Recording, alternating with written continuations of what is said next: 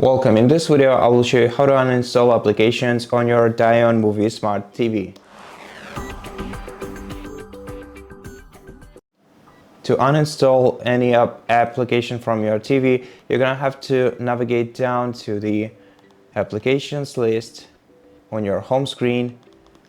Now, in order to uninstall any application from here, you're gonna have to select it on the list and then hold down OK button on it until you see the trash icon beneath it.